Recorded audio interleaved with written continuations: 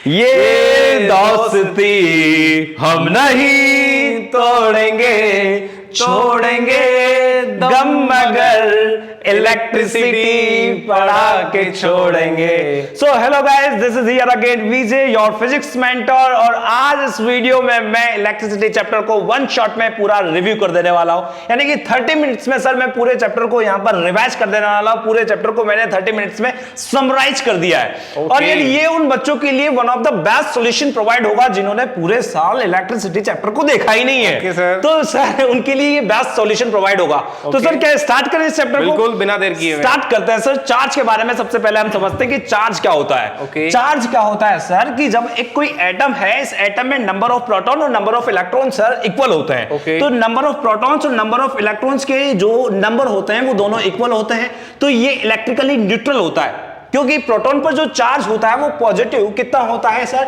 P equal two plus 1.6 into 10⁻⁻19 coulomb charge इस पर होता है। और इलेक्ट्रॉन पर जो होता है वो -1.6 इंटू 10⁻⁻19 कूलम चार्ज होता है। ये दोनों नंबर इक्वल होते हैं, इसलिए ये न्यूट्रलाइज हो जाता है हमेशा। अब बाय रबिंग एक्शन और बाय एक्सटर्नल फोर्स से हम क्या करते हैं सर, इलेक्ट्रॉन को बाहर निकाल देते हैं। जैसे इलेक्ट्रॉन बाहर निकलेगा, नंबर ऑफ प्रोटॉन्स जो है वो एक्सेस हो जाएंगे, बढ़ जाएंगे। किसके कंपैरिजन में? इलेक्ट्रॉन के कंपैरिजन में। और इस पर कौन सा चार्ज आ जाएगा सर? नेगेटिव चार्ज नहीं, पॉजिटिव चार्ज आ जाएगा सर।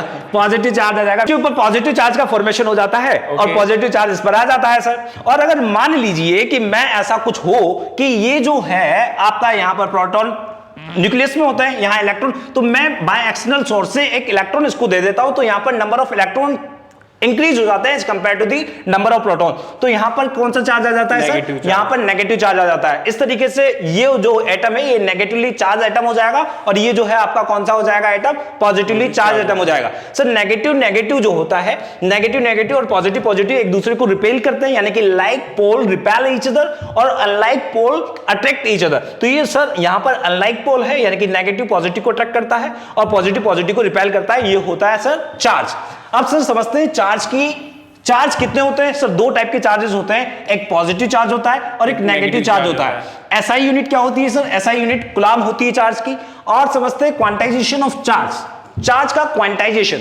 अब सर क्वांटा का मतलब होता है कि छोटे छोटे पैकेट्स मान लो आप। तो चार्ज को हम क्या करते हैं कि मान लीजिए जब एक एटम से एक इलेक्ट्रॉन निकालेंगे तो इस पर जो चार्ज आता है सर, कितना चार्ज आएगा? पॉजिटिव 1.6 इंटू 10⁻⁻19 कूलम चार्ज आ जाएगा।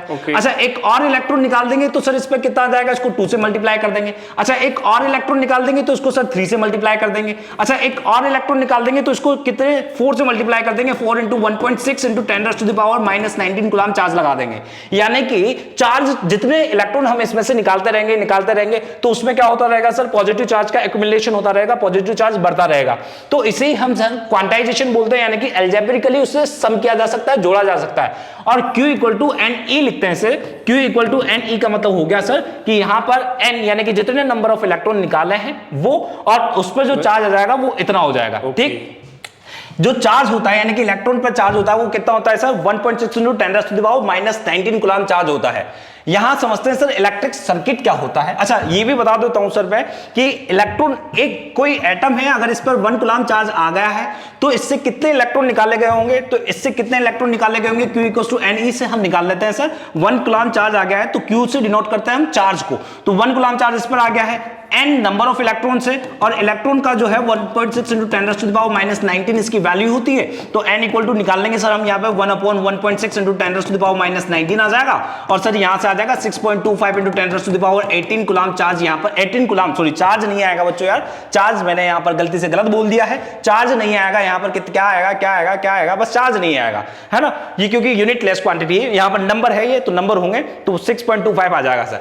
इलेक्ट्रिक सर्किट क्या होता है सर? इलेक्ट्रिक सर्किट आपने देखा भी होगा, आपके घरों में भी देखा होगा कि जब एक क्लोज्ड कॉन्टिन्यूअस पाथ होता है जिसमें से आपका इलेक्ट्रिक करंट फ्लो हो सके, एक क्लोज कॉन्टिन्यूअस पाथ होता है, क्लोज कॉन्टिन्यूअस पाथ। यहां पर बैटरी लगी हुई है, अमीटर लगा हुआ है, वोल्टमीटर लगा हुआ है, रजिस्टर लगा हुआ है, और ये कॉपर वायर है, तो इसे हम बोलते हैं इलेक्ट्रिक सर्किट। सर तो इलेक्ट्रिक करंट को समझते हैं। इलेक्ट्रिक करंट क्या होता है कि जब भी हम चार्ज का फ्लो हो रहा है, चार्ज का फ्लो को हम क्या बोलते हैं? हम बोलते हैं इलेक्ट्रिक करंट। तो ये जो है आपका कंड्यूस पाइप है, इसमें से जो इलेक्ट्रॉन का फ्लो हो रहा है, ये इलेक्ट्रॉन का फ्लो जब तक हम बैटरी नहीं लगाते हैं यहाँ पर, तब तक ये रैंडम मोशन कर रहे होते हैं, और जैसे ही हम बैटरी लगा देते हैं वैसे ही चार्ज जो इलेक्ट्रॉन है वो एक सर्टेन डायरेक्शन में मूव करने लगते हैं, और सर्टेन डायरेक्शन मूव करने लगते हैं तो इसे ही हम क्या बोल देते हैं? करंट करंट बोल देते हैं, और इसे हम लिखते हैं I equal to Q by T से। Rate of flowing of charge is known as current, यानी कि चार्ज के फ्लो को हम क्या बोलते हैं, करंट बोलते हैं। सो यू कैन सी, देखो टाइम ये गलत लिखा हुआ है, यहां पर गलत है भाई, I इक्वल टू होता है आपका क्यू बाई टी होता है, क्लियर। और इसकी जो यूनिट होती है वो क्या होगी, एम्पियर इसकी यूनिट होती है सर। चलिए इलेक्ट्रिक पोटेंशियल के बारे में समझ लेते हैं। इलेक्ट्रिक पोटेंशियल क्या होता है? इलेक्ट्रिक पोटेंशियल ये होता है कि जहां से मान लो कि ये यहां पर एक पॉजिटिव चार्ज है और यहां पर एक इनफाइनाइट डिस्टेंस पर एक और पॉजिटिव चार्ज है, ये यूनिट पॉजिटिव चार्ज है। अब मैं क्या कर रहा हूं कि यहां से ये पॉजिटिव चार्ज है आपका, इस पॉजिटिव चार्ज के अराउंड क्या होगा, इसका इलेक्ट्रिक फील्ड होगा। इसका इलेक्ट्रिक फील्ड होगा तो ये जो पॉजिटिव चार्ज है ये खुद से चलकर यहां नहीं आएगा। क्यों? क्योंकि पॉजिटिव चार्ज को रिपेल करेगा। तो उस कंडीशन में मैं क्या करूंगा, इस पॉजिटिव चार्ज को पकड़ के धीरे धीरे स्लोली इधर लाऊंगा। तो जो मैं स्लोली इसको ला रहा हूं, क्योंकि इसके अगेंस्ट में ला रहा हूं, ये खुद से नहीं आ रहा है, तो खुद से नहीं आ रहा है तो अगेंस्ट में ला रहा हूं, तो मुझे कुछ वर्क डन करना पड़ता है। और जो वर्क डन किया है मैंने, वही वर्क डन क्या कहलाता है सर, इलेक्ट्रिक पोटेंशियल कहलाता है। तो इसको लिखते हैं V equal to work done to bring a unit positive charge from infinity to inside a electric field. Electric field में यानी कि यहां कहीं लाने में, इस जगह कोई पॉइंट है, इस जगह पॉइंट लाने में जो मैंने फोर्स वर्क डन किया है उसे ही हम क्या बोलते हैं सर, उसे ही हम वोल्टेज बोलते हैं, ठीक है, पोटेंशियल बोलते हैं। और इसकी जो यूनिट होती है वो क्या होती है, वोल्ट होती है, जिसे हम V से डिनोट करते हैं। चलिए और समझते हैं इलेक्ट्रिक पोटेंशियल डिफरेंस क्या होगा। पोटेंशियल डिफरेंस मतलब कि ये पॉजिटिव चार्ज है और यहां पर आपका पॉजिटिव चार्ज है। इस पॉजिटिव चार्ज को A से, ये दो पॉइंट है A और एक पॉइंट है B, तो A से यहां, इस पॉइंट से यहां तक लाने के लिए, इस पॉइंट से यहां तक लाने के लिए जो वर्क डन किया है वो कितना किया है, VB equal to WB upon Q। और इस पॉइंट से यहां तक लाने के लिए जो वर्क डन किया है वो कितना किया है, VA equal to WA upon Q। तो जो यहां पोटेंशियल डिफरेंस आएगा वो पोटेंशियल डिफरेंस कैसे लिखेंगे हम, पोटेंशियल डिफरेंस लिखेंगे सर, इसमें से ये पूरा माइनस कर देंगे तो हमारे पास यहां का बीच का पोटेंशियल डिफरेंस बचेगा A और B के बीच का। तो इसे लिख देंगे VA minus VB equal to WA minus WB upon Q लिख देंगे। और यही आपका पोटेंशियल डिफरेंस कहलाता है, जिसे del V equal to del W upon Q से डिनोट किया जाता है। इसकी ऐसा यूनिट जो है आपकी क्या होगी सर, इसकी SI यूनिट जो है वो वोल्ट होगी। और पोटेंशियल, जो पोटेंशियल डिफरेंस को मेजर करने वाली जो डिवाइस होती है, इंस्ट्रूमेंट होता है, उसे हम वोल्टमीटर बोलते हैं। ऑलवेज कनेक्टेड होता है किसके साथ, पैरेलल कनेक्ट होता है। अगर आपको किसी भी पोटेंशियल डिफरेंस कितना वहां पर ड्रॉप हुआ है, कितना पोटेंशियल ड्रॉप हुआ है, तो ऑलवेज आपको ये पैरेलली कनेक्ट करना होता है। जैसे इस रेजिस्टेंस के यहां पर आपको चेक करना है तो ये पैरेलली कनेक्ट करना होगा। चलिए सर नेक्स्ट देखते हैं 1 वोल्ट क्या होगा। 1 वोल्ट होता है सर कि V equal to W by Q लिखते हैं हम। अगर यहां पर 1 वोल्ट का मतलब यह है कि अगर मैं 1 कूलम चार्ज को, ये जो चार्ज है ये यूनिट पॉजिटिव चार्ज है, यूनिट चार्ज को लाने में मैं अगर 1 जूल वर्क करता हूं तो वो जो है आपका 1 वोल्ट कहलाएगा। 1 joule work, if I do a 1 joule work to bring a unit positive charge, then the volt will be how much, कितना होगा, ये 1 वोल्ट होगा, 1 वोल्ट होगा। क्लियर है, समझ लेना, ये 1 वोल्ट होगा। चलिए नेक्स्ट समझते हैं ओम्स लॉ। ओम्स लॉ क्या कहता है सर, ओम्स लॉ कहता है कि जो भी हम किसी भी कोई कंडक्टिव वायर है तो इसके अक्रॉस, इसके बोथ एंड्स पर हम जो पोटेंशियल डिफरेंस लगाते हैं वो पोटेंशियल डिफरेंस डायरेक्टली प्रोपोर्शनल होता है फ्लोइंग चार्ज, ये मतलब करंट के डायरेक्टली प्रोपोर्शनल होता है ना।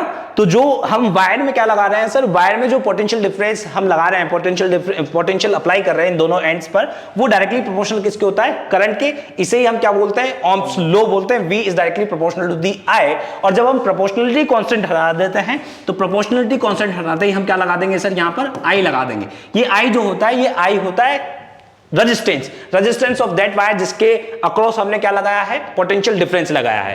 ठीक, तो ये होगा भाई R होगा आपका रेजिस्टेंस। और ये जो है आपको ग्राफ दिया हुआ है ओमिक मेटल के लिए। ओमिक मेटल क्या होता है आप समझते हैं, ओमिक मेटल का मतलब ये है कि वो जो है मेटल आपके ओम्स को लोगो फॉलो कर रही है। जैसे जैसे आप पोटेंशियल बढ़ाएंगे वैसे वैसे करंट जो है उसी के रेस्पेक्ट में बढ़ता जाएगा। नॉन ओमिक मेटल में ऐसा ग्राफ नहीं आता है। नॉन ओमिक मेटल में आपके जो ग्राफ है, पोटेंशियल बढ़ाएंगे तो करंट जो है वो करंट अलग तरीके से बदलता है, मतलब कि करंट का सीधा रिलेशन I के साथ नहीं होता है, वो नॉन ओमिक मेटल होंगे। रेजिस्टेंस क्या होता है सर, अभी रेजिस्टेंस मैंने आपको बताई कि जो कि चार्ज के फ्लो को रेसिस्ट करे, जो चार्ज के फ्लो को रेसिस्ट करे उसे हम क्या बोलते हैं, रेजिस्टेंस बोलते हैं। तो R equal to V upon I, जो कि हमने ओम्स लॉ से अभी पढ़ा भी था, V equal to I R होता है, तो R इक्वल टू क्या हो जाएगा, V बाई I हो जाएगा। तो R equal to V by I हो जाएगा, इसे हम क्या बोलते हैं, इसे ही हम रेजिस्टेंस बोलते हैं। रेजिस्टेंस वो हो गया जैसे कि आप कहीं सड़क पे चल रहे हैं, जो आपको डिवाइडर मिलेंगे, बिल्कुल बिल्कुल, हाँ, ये रेजिस्टेंस शायद बच्चों को ऐसे अच्छे से समझ में आएगा कि जो कई बार हम कोई सर पॉजिटिव वर्क भी करते हैं तो कई बार ऐसी आपदाएं हमारे बीच में आ जाती है, उसे हम बोलते हैं रेजिस्टेंस। मतलब कि आप फ्रिक्शन आ जाना, आपके वर्क में फ्रिक्शन आ जाना, उसे हम रेजिस्टेंस बोलते हैं। जी जी जी, और आपकी कंटिन्यूटी टूट जाना। हाँ, कंटिन्यूटी टूट जाना है, यानी कि उसकी कंटिन्यूटी में भी बाधाएं आना, उसे हम कंटिन्यूटी टूट जाना नहीं सर, कंटिन्यूटी में बाधाएं आ जाना, उसको हम रेजिस्टेंस बोलते हैं। एसआई यूनिट क्या होगी सर? एसआई यूनिट इसकी ओम होगी। और क्या है, चलिए समझते हैं 1 ओम क्या होगा।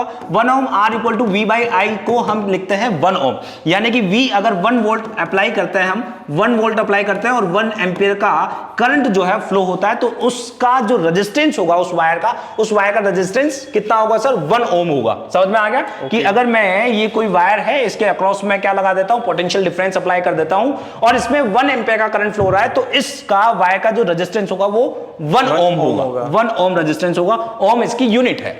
चलिए factors on which resistance of conductor depends, factors किन पर, जिन पर आपका रेजिस्टेंस जो है वो डिपेंड करता है। तो जैसे जैसे सर होता क्या है कि एक तो लेंथ पर डिपेंड करता है आपका resistance, R is directly proportional to the I होता है। एक आपका रेजिस्टेंस जो है वो एरिया पर, cross sectional area of that wire, उस वायर के क्रॉस सेक्शनल एरिया पर डिपेंड करता है, और इनवर्सली प्रोपोर्शनल होता है। इनवर्सली प्रोपोर्शनल का मतलब है कि जहां एरिया ज्यादा होगा वहां पर रेजिस्टेंस कम होगा। समझ रहे हैं सर कि अगर मान लो गेट बड़ा है आपका और गेट बड़ा है तो एक हाथी को निकालना है तो हाथी बहुत इजीली निकल जाएगा, पर अगर गेट छोटा है और हाथी निकालना है तो सर ऑब्वियस सी बात है कि हाथी नहीं निकल पाएगा। तो उस कंडीशन में R जो है, यानी कि R इनवर्सली प्रोपोर्शनल होता है एरिया के, एरिया बढ़ाओगे रेजिस्टेंस कम हो जाएगा। ये सर एग्जांपल ऐसे होगा कि जैसे आप कभी बॉम्बे के ट्रैफिक पे निकले, बिल्कुल बिल्कुल, कभी आप किसी ऐसी लोकल सिटी के ट्रैफिक पे निकले तो आपको कहां निकलने में आसानी होगी, तो वही सेम मैटर यहां करेगा। बिल्कुल। और दूसरा सर नेचर ऑफ मटेरियल पर डिपेंड करता है कि मटेरियल नेचर कैसा है। अगर आप गोल्ड लेते हैं तो गोल्ड की रेजिस्टिविटी कम होती है, और अगर आप आयरन लेते हैं तो आयरन की रेजिस्टिविटी ज्यादा होती है। अगर आप एल्यूमिनियम लेते हैं तो एल्यूमिनियम की आयरन से कम होती है। तो मटेरियल पर भी डिपेंड करता है ये। तो R जो होता है, R आपका डायरेक्टली प्रोपोर्शनल होता है L बाई A के, और जब हम प्रोपोर्शनलिटी कांस्टेंट लगाते हैं तो यहां पर आ जाता है R equal to rho L by A आ जाता है। ये रो जो है सर रेजिस्टिविटी होती है। Resistivity material to material different होती है। जैसे कि अगर गोल्ड की देखें, अभी जस्ट मैंने बताया आपको कि गोल्ड और एल्यूमिनियम की रेजिस्टिविटी देखें तो गोल्ड की रेजिस्टिविटी कम होती है as compared to the aluminium. तो हम जो है वो गोल्ड को अगर लेंगे, अगर आपका अच्छा मटेरियल है तो गोल्ड है, उसकी रेजिस्टिविटी कम होगी, पर वो काफी महंगा होता है तो इसीलिए हम कॉपर का यूज करते हैं। बिल्कुल बिल्कुल सर, बिल्कुल सही कहा आपने। अच्छा, रेजिस्टिविटी को भी डिफाइन किया है यहाँ पर। रेजिस्टिविटी जो है R इक्वल टू रो, यानी कि जो अभी हमने निकाला R रो इक्वल टू क्या हो जाएगा? RA अपॉन L हो जाता है सर। और रो जो है यहाँ पर जो रेजिस्टेंस है, रेजिस्टेंस की यूनिट होती है ओम, और मीटर, ये एरिया है तो इसकी यूनिट होगी मीटर स्क्वायर, और ये जो लेंथ है इसकी यूनिट होगी मीटर। तो मीटर से मीटर कैंसिल आउट हो जाएगा, तो यहाँ पर यूनिट आ जाएगी ओम मीटर। Clear sir? तो यहां पर रेजिस्टिविटी की यूनिट तो हो गई ओम, और रेजिस्टिविटी जो होती है वो एक मटेरियल की प्रॉपर्टी होती है कि वो कितना रेजिस्ट करेगा उसको।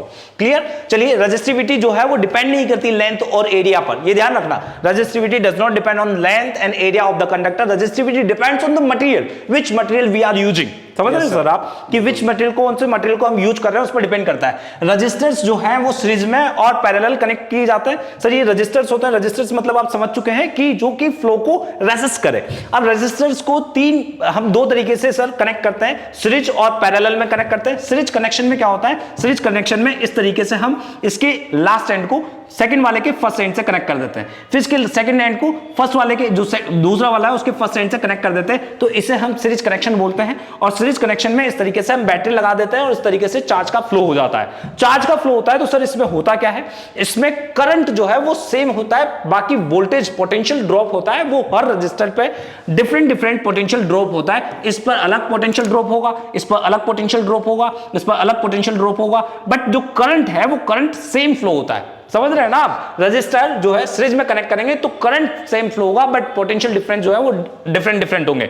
अब यहां पर क्या होगा सर कि यहां पर अगर हमें निकालना है तो हमें ये पता है कि जो V होगा वो V टोटल कितना होगा? V1 plus V2 plus V3 इस तरीके से होगा। अब मुझे पता है कि करंट तो सेम जा रहा है तो V इक्वल्स क्या होता है? IR। तो यहां पर आ जाएगा IR1 प्लस IR2 प्लस आई R3 आ जाएगा। यहां से आई सारे कैंसिल आउट हो गए, तो यहां से ये आई सब कैंसिल आउट हो गए, तो R इक्वल टू क्या आ जाएगा, R1 plus R2 plus R3। तो रेजिस्टेंस जो है सीरीज में पैरेलल ऐसे सीधे 1 बाय 1 कनेक्ट हो जाता है। 2 ओम 2 ओम 2 ओम ऐसे हैं तो सारे जुड़ जाएंगे, ऐसे सिंपली एल्जेब्रिकली जुड़ जाएंगे। पैरेलल की बात करते हैं तो पैरेलल में सर क्या होता है, इस तरीके से कनेक्ट कर दिया जाता है सारे फर्स्ट एंड को एक साथ, और सारे जो सेकंड एंड है उनको एक साथ कनेक्ट कर दिया जाता है इस तरीके से।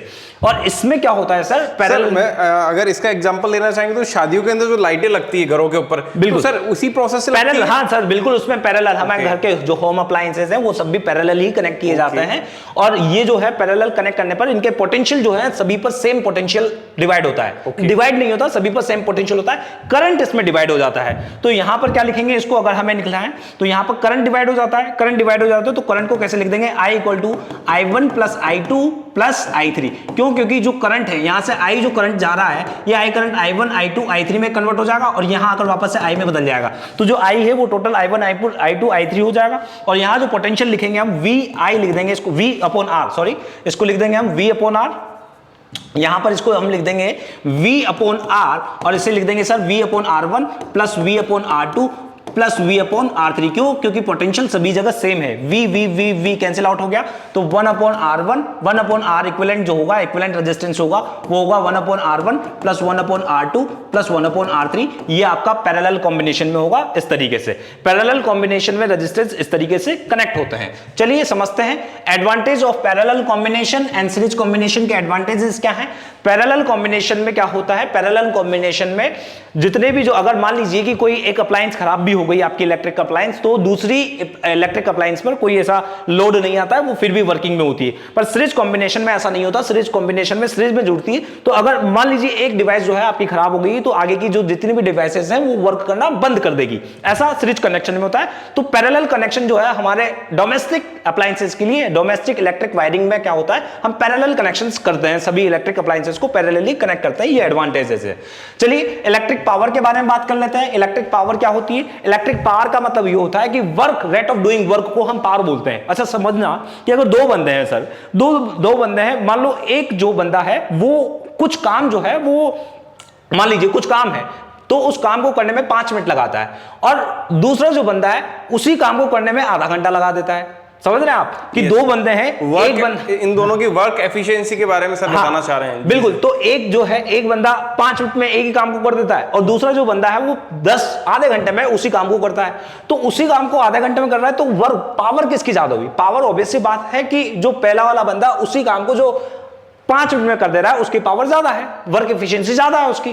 तो यानी कि रेट ऑफ डूइंग वर्क, कौन कितनी जल्दी काम कर दे रहा है उसको हम क्या बोलते हैं सर, पावर बोलते हैं। और ऐसा ही सेम इलेक्ट्रिक पावर में भी होता है कि कौन कितना जल्दी उसमें वर्क हो जा रहा है, कितना इलेक्ट्रिक एनर्जी कंज्यूम कर रहा है, इलेक्ट्रिक एनर्जी कितनी टाइम पर कंज्यूम कर रहा है, उसे हम इलेक्ट्रिक पावर बोलते हैं। तो सर ऐसे इसको ऐसे समझ सकते हैं कि मान लीजिए एक कोल वाली ट्रेन है और एक बुलेट ट्रेन है, तो किसकी वर्क एफिशिएंसी ज्यादा होगी, किसका टाइम कंजप्शन ज्यादा होगा? तो बुलेट वाली ट्रेन का ही होगा सर, कोल वाले से एज कंपेयर टू दी। तो अच्छा सर यहां पर मैंने ये बोला कि P इक्वल टू क्या होता है sir, P equal to W/T होता है। P इक्वल टू W/T है सर। हमने अभी थोड़ी देर पहले वोल्टेज पढ़ा था कि V इक्वल टू क्या होता है sir, V equal to W क्या होगा, Q। तो यहां से W को हम क्या लिख सकते हैं, VQ लिख सकते हैं सर। तो यहां से W को VQ लिख सकते हैं तो VQ अपॉन T हो जाएगा। और ये VQ upon Q upon T क्या होता है सर, Q अपॉन T तो रेट ऑफ क्या है, rate of flowing charge. Rate of flowing charge क्या होता है, करंट। तो इसे क्या लिख देंगे, VI। तो पावर को हम कैसे लिख सकते हैं, VI भी लिख सकते हैं पावर को। अच्छा पावर को VI लिख सकते हैं और V को क्या लिख सकते हैं, V को हम लिख सकते हैं IR। V को IR लिखा जा सकता है तो IR और यहां I हो जाएगा तो ये कितना हो जाएगा, I स्क्वायर R हो जाएगा। अच्छा इस I को क्या लिख सकते हैं, V/R। तो I को V/R लिखा जा सकता है तो यहां से क्या हो जाएगा, ये हो जाएगा V और V/R तो यहां से हो जाएगा V स्क्वायर बाई R। तो ये सारे पावर के फॉर्मूले हैं sir, P equal to VI, P equal to W/T, P equal to I square R, P equal to V square by R। ये सब जो फॉर्मूले हैं ये पावर के फॉर्मूले हैं और इसकी जो यूनिट है, ये यूनिट की क्या होगी, इसकी यूनिट होगी इसकी वॉट। क्लियर। चलिए नेक्स्ट वाले पर चलते हैं। 1 वॉट क्या होता है, 1 वॉट का मतलब होता है कि सर P इक्वल टू होता है W/T। अगर 1 जूल वर्क 1 टाइम में, मतलब यूनिट टाइम में कंप्लीट कर दिया आपने, 1 जूल वर्क यूनिट टाइम में कंप्लीट कर दिया है तो उसकी जो पावर होगी वो पावर कितनी होगी, वो पावर होगी 1 वोट। क्लियर, 1 वोट पावर होगी। तो अगर आप इस तरीके से 1 unit electric power of appliances is said to be 1 watt if 1 ampere of current flows through it and the potential difference across it ends is 1 volt। अगर electric potential की बात करें तो P इक्वल टू होता है VI। तो अगर 1 ampere current flow हो रहा है और कब, जब हम 1 वोल्ट पोटेंशियल अप्लाई कर रहे हैं, तो इलेक्ट्रिक पावर कितनी हो जाएगी? इलेक्ट्रिक पावर हो जाएगी 1 वॉट। क्लियर? चलिए sir, next heating effect of electric current को समझते हैं। Heating effect of electric current क्या होता है? W इक्वल टू क्या होगा sir? W equal to VQ लिखते हैं हम। ऐसा हमने लिखा है क्योंकि V इक्वल टू क्या होता है? W by Q।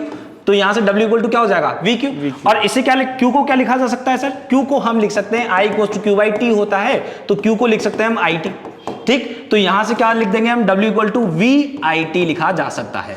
ठीक, और ये जो W है यानी कि जो वर्क है, वो वर्क ही हीट एनर्जी की फॉर्म में बाहर निकलता है। यानी कि जो वर्क डन है, जो इलेक्ट्रिक एनर्जी द्वारा जो वर्क डन किया जा रहा है, वही हीट एनर्जी की फॉर्म में बाहर निकलता है। तो जो हीट एनर्जी होगी इसे ही H से डिनोट करेंगे, तो H इक्वल टू क्या हो जाएगा? VIT हो जाएगा। अच्छा, VIT हो जाएगा, V की जगह क्या लिखा जा सकता है? IR लिखा जा सकता है, तो H इक्वल टू क्या हो जाएगा? IR IT, तो ये हो जाएगा I स्क्वायर RT। क्लियर? ये हीट हो जाएगी।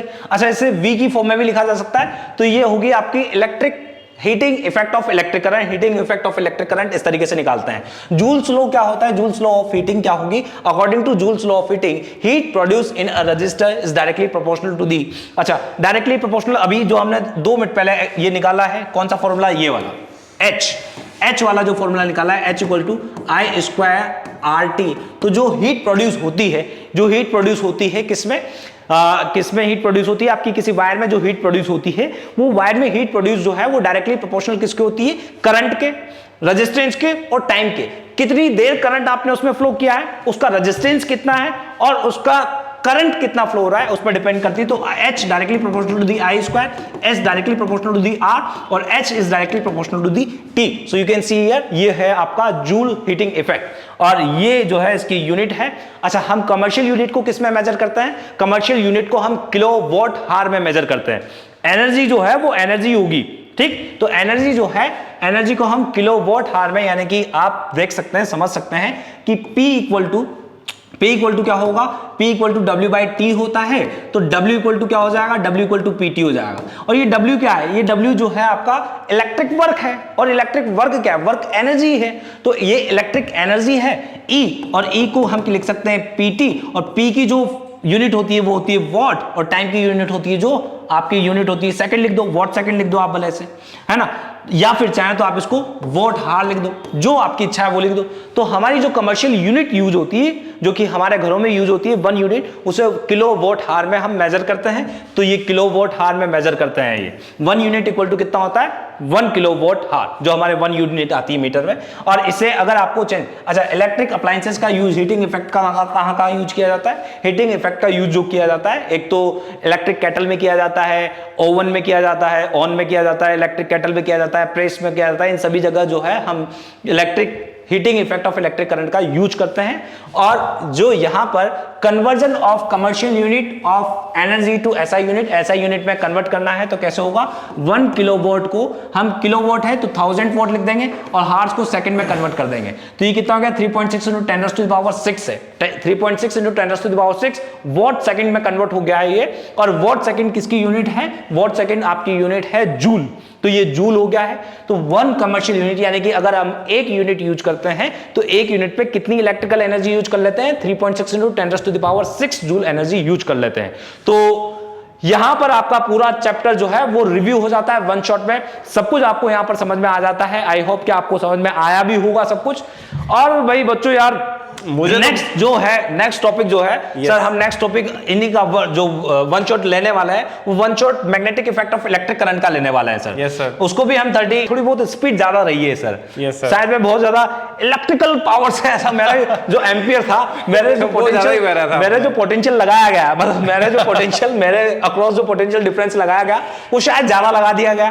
तो जो करंट का फ्लो हुआ, वो करंट का फ्लो बहुत ज्यादा हो गया है ना। तो कोई दिक्कत नहीं, आप कहेंगे तो मैं वापस से इसको कम स्पीड में आप देख लें, यानी कि जो आप 2x पर जाकर देखते हैं, अगर बहुत ज्यादा स्लो स्पीड होती है तो आप ऐसा करें 0.75 पे देख लीजिए, 0.5 पे जाकर देख लीजिए, ताकि आपकी स्पीड जो है वो ऑटोमेटिकली कम हो जाएगी। मैं ऐसे बोलूंगा ऐसे। तो मैं भी सर को थैंक यू बोलना चाहूंगा कि उन्होंने मुझे मेरी पुरानी यादें ताज़ा कर दी। आज के 5-7 साल पहले जो मैंने पढ़ा, सर ने बड़ा शानदार तरीके से पढ़ाया, तो मुझे तो काफ़ी अच्छे तरह से समझ में आया। आई होप आपको भी समझ में आएगा। और सर मैं जो जितने भी इसके एनसीईआरटी के एग्जांपल्स है, सॉल्यूशंस है, उन सारे सॉल्यूशंस और एग्जांपल्स को मैं वहां पर मतलब इसी चैनल पर डाल दूंगा सर, तो ताकि ये वहां पर जाकर वापस से इन सभी सॉल्यूशंस को देख भी सकते हैं। और बहुत जल्दी मैं तीनों एग्जाम से पहले तीनों चैप्टर्स को डाल दूंगा, यानी कि जो फर्स्ट चैप्टर था आपका, ये तो आज कंप्लीट हुआ इलेक्ट्रिसिटी वाला चैप्टर। अब जो लाइट वाला चैप्टर है, उस लाइट वाले चैप्टर को भी मैं आपको विद इन 1 to 2 डेज में मैं उसको भी डालने वाला हूं सर। वन शॉट को मतलब विद इन 1 to 2 डेज में मैं शूट हो चुका है, तो उसको मैं डाल दूंगा। और साथ में magnetic effect of electric current वाला जो चैप्टर है आपका, वो भी मैं अपलोड कर दूंगा। तो सर आपको बेस्ट सॉल्यूशन जो है इस साइट पर, इस यूट्यूब चैनल पर आपको बेस्ट सॉल्यूशन जो है वो प्रोवाइड हो जाएगा। तो सर का ये कहना है कि हम सभी चैप्टर्स के कंप्लीट सॉल्यूशंस लाने वाले हैं, 1 by 1 सभी चैप्टर्स के चलिए वीडियो मेरे हिसाब से सर वो जो हमारा प्रॉमिस था 30 मिनट वाला, थैंक यू। 30 मिनट वाला। तब तक के लिए जय हिंद, जय भारत। Thank you.